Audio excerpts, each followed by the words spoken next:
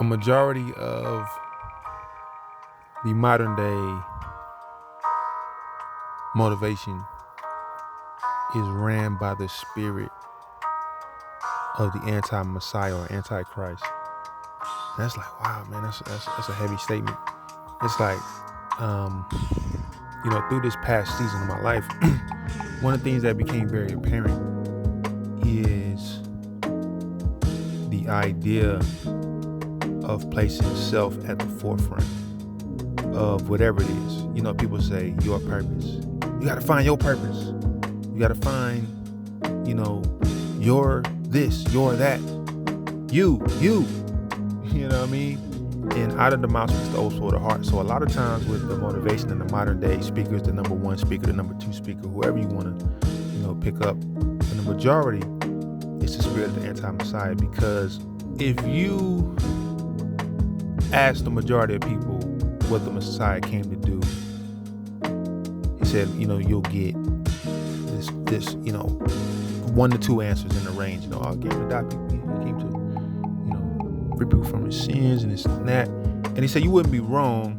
It was in this book I was reading. It was a long time ago.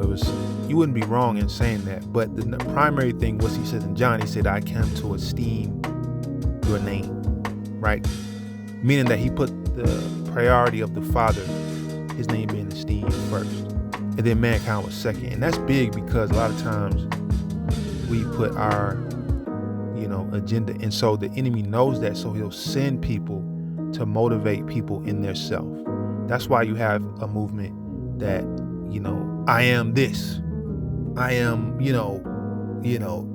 God, or what I'm saying, all this other stuff people saying they are, but it's focused on them, right? They're not saying, hey man, Yahuwah is, what I'm saying, it's not Yahushua is this, it's focused on that. And so what I've learned in this season, the past season, is you